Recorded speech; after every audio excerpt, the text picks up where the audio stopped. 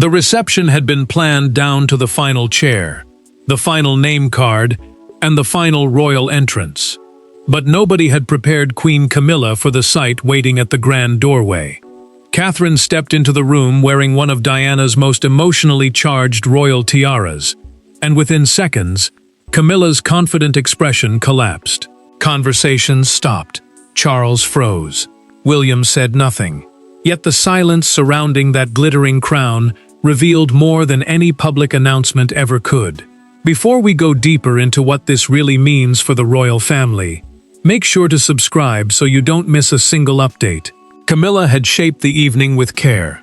She had approved the seating order and prepared to stand beside King Charles at a palace reception attended by royals, foreign dignitaries, courtiers, and charity leaders.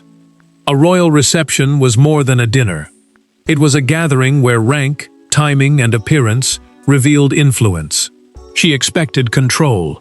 Instead, one entrance destroyed it. Catherine crossed the doorway beside William and paused long enough for recognition to spread. Diana's tiara carried more than diamonds. It carried affection, wounded history, and the memory of a woman the palace had never fully contained. The princess did not smile with triumph. She did not lower her eyes either. Her calm made the moment sharper because everyone understood that she knew exactly what she was wearing. Camilla recognized the piece instantly. Her hand closed around a chair, and her expression changed before she could hide it. She looked toward Charles, expecting the king to act, but he remained still. The monarch glanced at Catherine, then William, and his silence left his wife exposed. She moved the chair backwards several inches. Its scrape across the floor cut through the hush like an admission. William stayed composed. The prince had known which tiara Catherine would wear, supported the decision, and entered beside her knowing the queen consort would face Diana's legacy without warning. His calm revealed the choice was not spontaneous. It had been discussed and protected before they reached the doorway. A senior aide understood the danger. The jewelry approval process had been bypassed, meaning the piece had left the royal collection, the crown-held group of ceremonial jewels and treasures, through an authority Camilla could not overrule. Someone with greater constitutional power had opened the case. Catherine continued forward. Camilla remained shaken. Charles said nothing. Yet the humiliation had begun days earlier, when a private message reached the princess and turned Diana's tiara into the center of a royal struggle.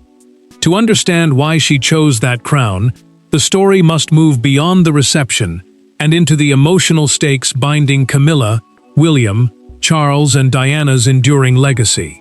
For the public, the tiara was a dazzling reminder of Diana. For the four royals standing beneath the palace chandeliers, it meant something far more dangerous. To Catherine, it represented responsibility. To William, it carried the memory of his mother. To Charles, it reopened a chapter he had spent decades trying to contain. And to Camilla, the jewels became a merciless mirror, reflecting every comparison, every old resentment, and every fear she believed the crown had finally buried. Catherine had spent years refusing to imitate the woman whose memory followed her into every major royal moment. She understood that the Princess of Wales, the title traditionally held by the wife of the heir to the throne, carried a deep emotional connection to Diana. That history made the tiara powerful, but it also made it dangerous. Wearing it could look like remembrance. It could also be twisted into rivalry. Camilla had believed those comparisons were finally weakening. She had earned acceptance through public service, loyalty to Charles, and years of standing beside him during difficult moments. As queen, she expected the reception to confirm that journey. Diana's jewels destroyed that certainty in seconds. They reminded her that a title could be granted, but public affection could not be commanded. William felt the weight more personally. He did not see the tiara as a decorative object from palace storage. He saw his mother, wearing royal splendor, while carrying private pain. The prince had become fiercely protective of that history, especially when Diana's possessions were treated as tools of convenience, rather than pieces of her life. Charles could not escape the conflict. The king understood Camilla's humiliation, yet he also knew Catherine had every right to honor Diana. Comforting his wife too openly would appear to condemn the princess. Supporting his daughter-in-law would deepen the wound beside him. His silence protected the institution, but it abandoned both women emotionally. Catherine had prepared for that silence earlier in the evening. Her hands trembled as an aide secured the tiara and quietly suggested a less controversial choice. She refused. The princess knew changing it would not calm the deeper tension. It would only prove that Diana's memory could still be hidden whenever it became uncomfortable. William had asked one final question before they entered. He adjusted Catherine's cloak and told her she did not have to continue. She touched his wrist, steadied her breathing, and said avoiding his mother's legacy, merely to protect Camilla's comfort, would turn remembrance into surrender. Camilla had expected a different entrance entirely. She had revised the order so Catherine would arrive first, allowing the queen to enter last and command the room in prominent jewels of her own. That plan collapsed when the princess appeared later than expected beside William, carrying the one symbol Camilla could never overpower. The reception was only the explosion. The fuse had been lit during a private jewelry consultation, when Camilla attempted to restrict Catherine's access to Diana's collection and turned old discomfort into an irreversible royal confrontation. 5 days before the reception, no cameras were present, and no crowds waited outside. Inside a secured palace jewelry room, however, a line was crossed that could not be uncrossed. Camilla faced 2 collection officials and issued an instruction concerning Diana's most recognizable pieces. Catherine was not in the room, but her name was spoken. William was not invited, but the decision reached him before nightfall. That meeting became the hidden trigger behind the tiara entrance that would stun the monarchy. Camilla had pushed for greater control since becoming queen. Access to major royal jewels required coordination between the monarch, collection custodians, senior household officials, and the woman chosen to wear each piece. The royal collection was not personal property. It was the crown-held group of historic jewels and ceremonial treasures preserved for the monarchy. That distinction mattered because influence did not automatically mean ownership. Catherine had worn pieces connected to Diana before, without open conflict. Each appearance, however, revived the same painful comparison. The princess drew warmth from the public, while Camilla still carried the burden of old resentment. Every diamond linked to Diana placed one woman's memory beside another woman's position, and the queen had grown tired of losing that silent contest. Camilla made her move during the planning meeting. She told the collection custodian that Diana's tiara was not to be offered to Catherine for the reception. The queen called it an unhelpful emotional distraction from her role as royal hostess. The official placed his pencil down and explained that the jewels could not be permanently restricted by personal preference. Her expression hardened. Camilla demanded that the instruction be recorded as royal household coordination, meaning an internal planning decision used to organize duties, appearances, and ceremonial details. The custodian obeyed, but his hesitation revealed that the order had crossed a dangerous boundary. William learned the truth before nightfall. A written summary reached him through a trusted family channel, and the prince read it twice before closing the folder. His anger was immediate. Diana's legacy had been reduced to a threat against someone else's status, and he refused to accept it. Catherine resisted at first. She warned that wearing the tiara could look like revenge and turn Diana's memory into a weapon. William then showed her Charles's earlier written approval, allowing the piece to be worn at an appropriate state occasion. Camilla's order had not simply guided protocol. It had contradicted the king. Catherine folded the summary and returned it to William. Her voice remained calm as she said she would wear the tiara, not to humiliate Camilla, but because no woman should be erased simply because her memory remained powerful. Camilla understood the truth the instant Catherine entered the reception. Her private instruction had been discovered. Humiliation became anger, and anger demanded confrontation. By the time the doors closed, The struggle was no longer about jewelry. It had become a battle over memory, dignity, and who had the right to define the monarchy's past. The public smiles lasted less than 20 minutes. Behind a closed palace door, Camilla finally confronted Catherine, and the careful language of royal protocol vanished almost immediately. The queen demanded to know why she had been deliberately embarrassed.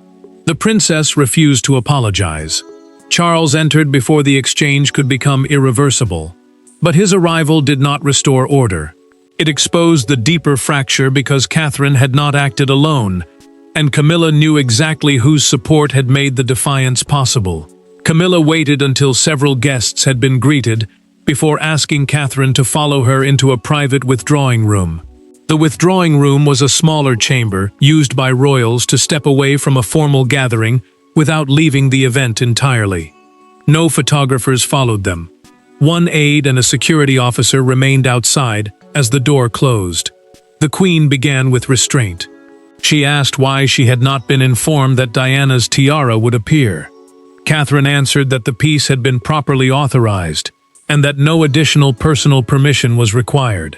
Her voice stayed calm, but the answer carried a boundary Camilla could not ignore. Camilla's control broke. She accused the princess of choosing the one jewel guaranteed to dominate the reception and reopen the most painful comparisons of her life. She said Catherine had turned a royal gathering into a public judgment, forcing everyone in the room to look at the current queen through Diana's memory. Catherine refused that version of events. She said Diana's memory was not an insult and should never be treated as one. The humiliation, she argued, had begun when Camilla tried to suppress the tiara, not when the historic piece appeared with the king's approval. Camilla stepped closer. "Why are you wearing that?" she demanded. Catherine did not retreat.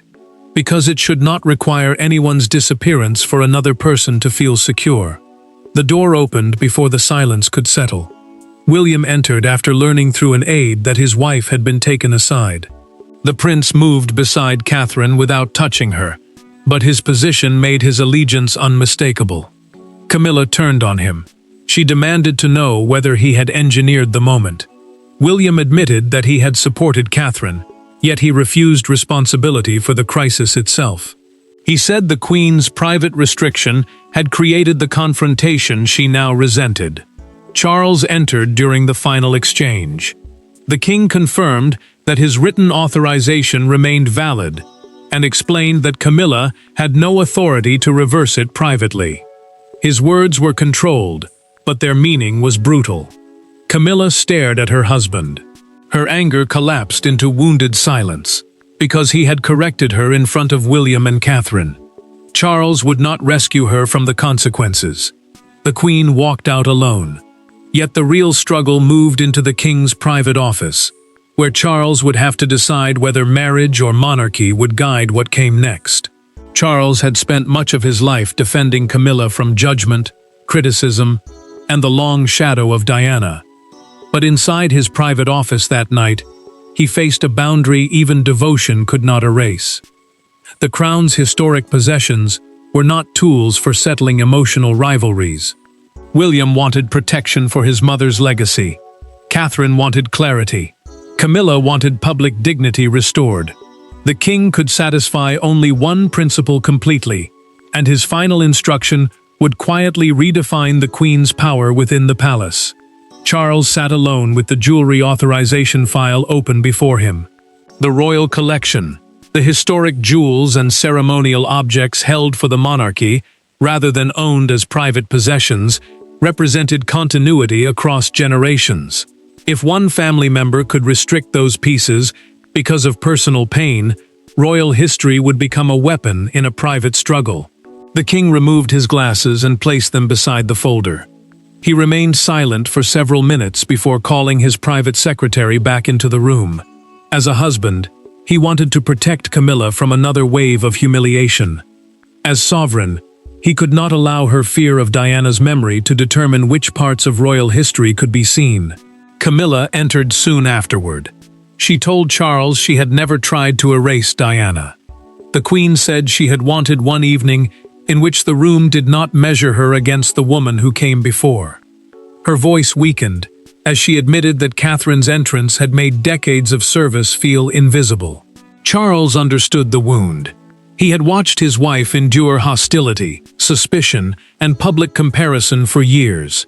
Yet the monarch told her that the crown could not promise emotional protection, especially when that protection required another woman's legacy to be hidden. William then submitted a written request through the king's private office. The prince demanded that future decisions involving Diana's jewelry include consultation with him and Catherine. He warned that any secret restriction would be treated as a breach of family trust, not a minor household disagreement. The review revealed something worse. On 2 earlier occasions, pieces linked to Diana had been removed from Catherine's proposed selections before reaching her. Camilla had not issued both instructions personally, but her senior office had encouraged what it called a cautious policy. The phrase sounded harmless. Its effect was not. Charles made the decision. He ordered that Camilla's office would no longer hold unilateral influence over Catherine's access to historic jewels. Unilateral influence meant the ability to shape a decision without needing agreement from others. From that night forward, Diana-linked pieces would require the king's approval and consultation with William and his wife. The king signed the instruction, closed the folder, and told his secretary that no public announcement would follow.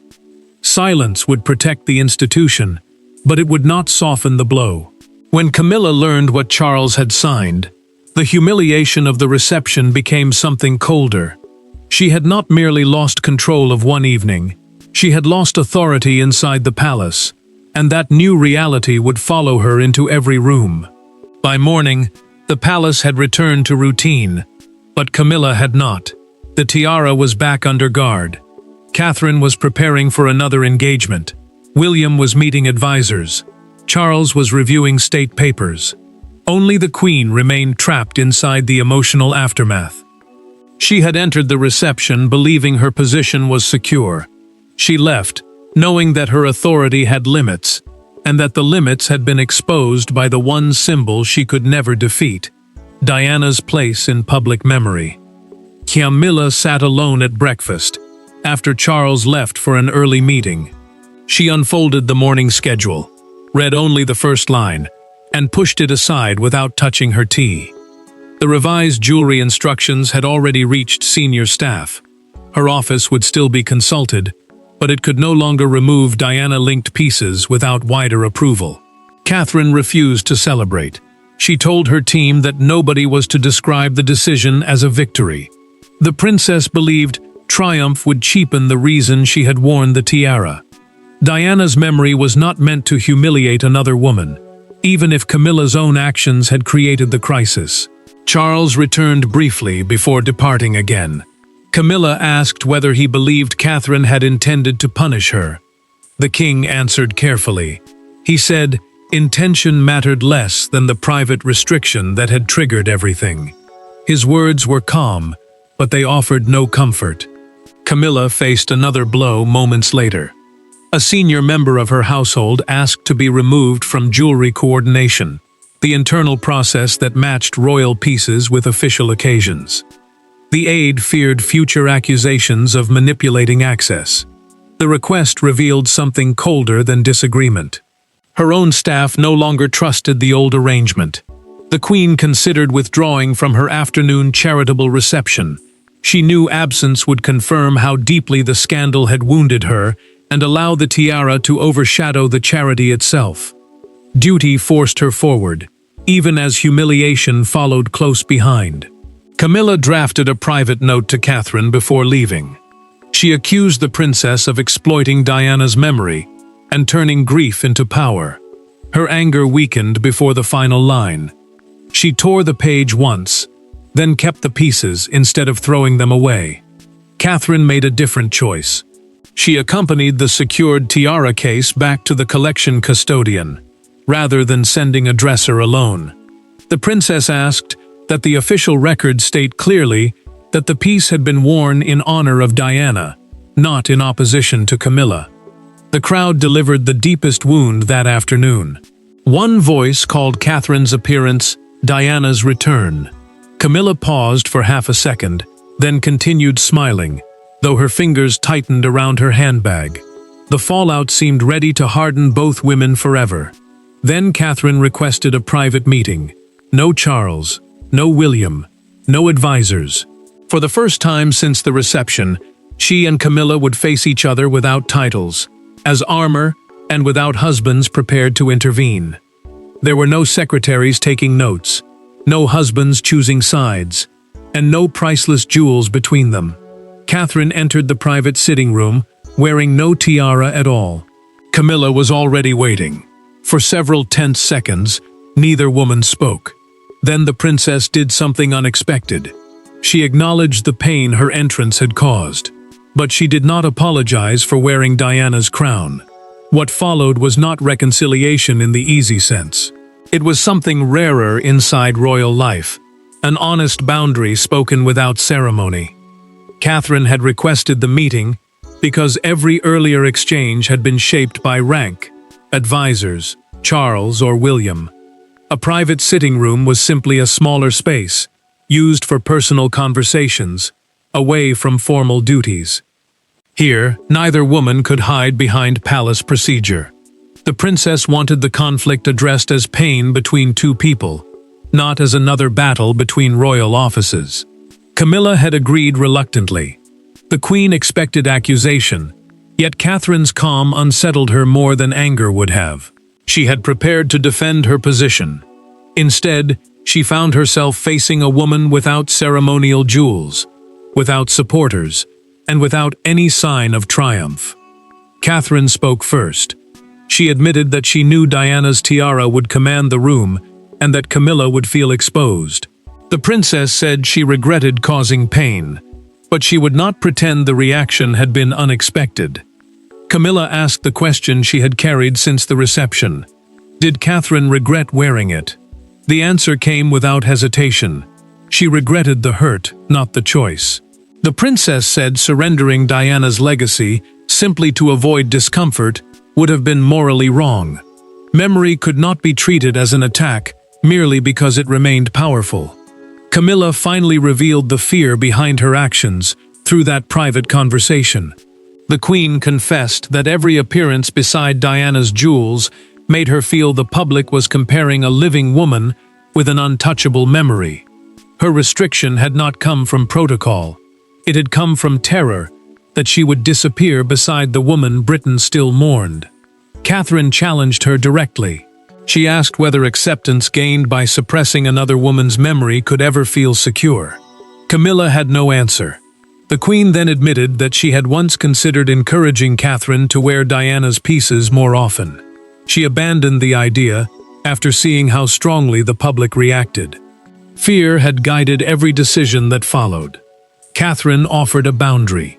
She promised never to use Diana's jewelry as a weapon against Camilla. In return, the queen agreed never again to obstruct access or treat remembrance as an insult.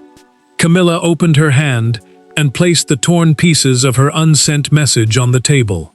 Catherine read several words, folded the fragments together, and returned them without judgment. The women left with a fragile understanding. But outside the palace, one front page had already turned Catherine's entrance into a national verdict. By sunrise, the palace no longer controlled the meaning of the moment. The image of Catherine wearing Diana's tiara had crossed television screens, newspaper stands, and crowds gathered outside royal gates. Some saw dignity, others saw calculated defiance.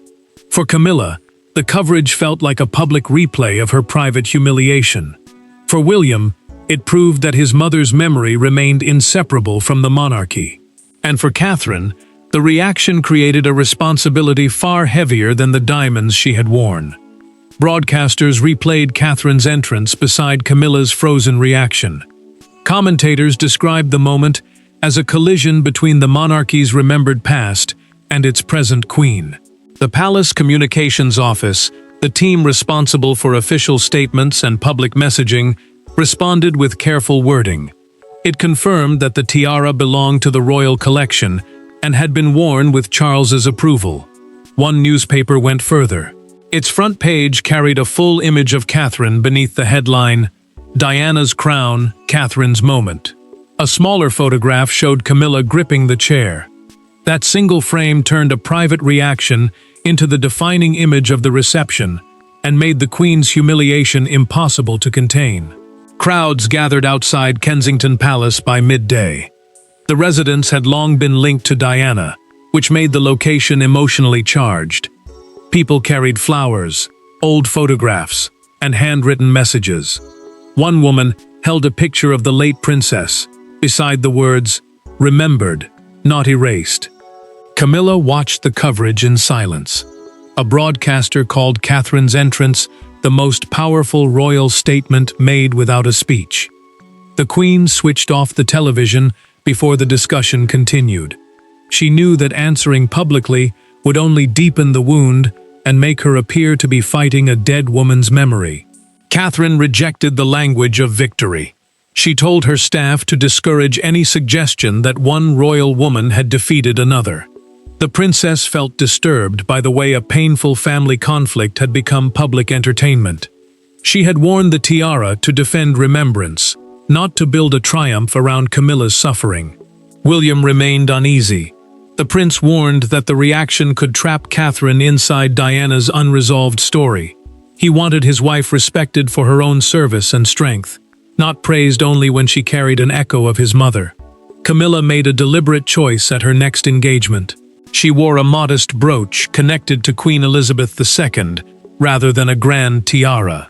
When a journalist shouted whether Catherine had humiliated her, the Queen stopped and answered, "The crown remembers many women." She then walked inside. That sentence changed the tone. The public had delivered its judgment, but the final verdict still belonged to Catherine, Camilla, William, and Charles. They now had to decide whether Diana's tiara would remain a weapon of rivalry or become part of a shared royal legacy. The tiara did not remove Camilla from the throne, nor did it turn Catherine into Diana. Its true power was more precise. It ended the belief that one woman's place inside the monarchy required another woman's memory to be diminished. Catherine had entered the reception carrying history on her head. Camilla had faced the comparison she feared most. Charles had been forced to draw a boundary. And William had protected his mother's legacy without allowing it to destroy the family still standing before him. Charles approved a permanent jewelry protocol after the final family meeting. The protocol was a formal set of rules explaining how historic royal jewels could be selected and worn. Pieces strongly connected to deceased royal women could now appear on appropriate family members without being treated as threats to living royals. The king had drawn a line that emotion could no longer quietly erase. William accepted his own responsibility. The prince understood that protecting Diana's memory also meant preventing it from becoming a weapon. Catherine agreed. The princess would honor the late royal through service, continuity, and care, not through surprise confrontations designed to wound Camilla. Camilla finally admitted the truth to Charles during a private conversation recorded in the household account. She told the king that her attempt to block the tiara had come from insecurity. The queen did not suddenly become comfortable with every comparison, but she stopped using palace authority to control them. Catherine refused to call the reception a victory. She knew dignity did not come from defeating Camilla. It came from refusing to help erase Diana simply because remembrance made others uncomfortable. The family then approved a royal exhibition, presenting the tiara as part of the wider history of women who had served the crown. Diana's connection would be stated clearly. Catherine's appearance would be recorded as continuation, not replacement. Camilla faced the final test before the next state reception. She entered the jewelry room while Catherine reviewed several pieces.